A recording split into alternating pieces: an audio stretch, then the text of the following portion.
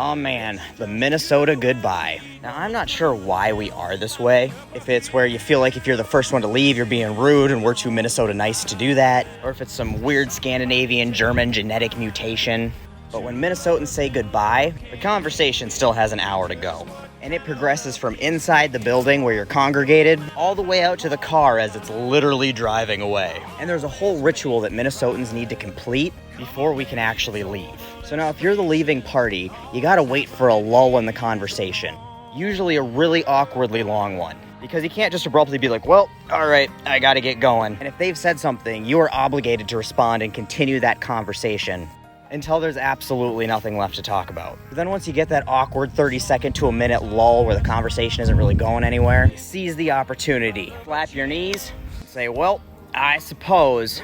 And then they are obligated to respond with, yeah, it's about that time. And then you all get up and they follow you to the door. And as you're putting on your shoes or grabbing your jacket, it's the time for them to suddenly remember something that they forgot to tell you in the 5 hours that you've been sitting with them already. So the conversation persists for another 15-20 minutes by the door, at which point then the leaving party pulls their keys from their pocket and just gives them a little bit of a jiggle. Nothing obnoxious or too obvious, it's just the next subtle part of saying goodbye. And then at that point, they will be like, oh, don't forget, and then offer you a drink or leftovers or something you've left at their place previously. And after that, both parties progress out to their vehicle. At which point, the leaving party opens the door of their car, but they do not get in. You just stand there for a few minutes with your elbows on top of the roof and door. And at this point, the other party makes a remark. Like, oh, Jim, looks like your tires are starting to cup out there a little bit on the outside. Might want to go in and get them rotated, maybe get an alignment. Yeah, I know, I've been meaning to get it into John's shop, but you know, how does a guy find the time? Which leads to more small talk about how busy life is. Then after a couple minutes, you settle down in the driver's seat and you start your car. But don't you dare leave yet. Now you got a couple minutes talking about road hazards. Sure you watch for deer now with this cooler weather. They've been moving like crazy lately. I tell you what, with these new plastic cars, they will sure do some damage. And then you go, oh, don't I know? Don't you know Joe just hit a deer there last week, totaled his whole car. Then you'll talk a little bit more about how expensive shit is. And then you can start slowly pulling away. But you gotta maintain that conversation until you're out of earshot. Yeah, I'll catch up with you next week. Say hi to Janet for me. And it doesn't matter if it's 90 degrees or a fucking blizzard. It is a Midwest requirement to complete every one of these steps every single time you leave. So if you're coming to visit, make sure you do your homework because there will be a test.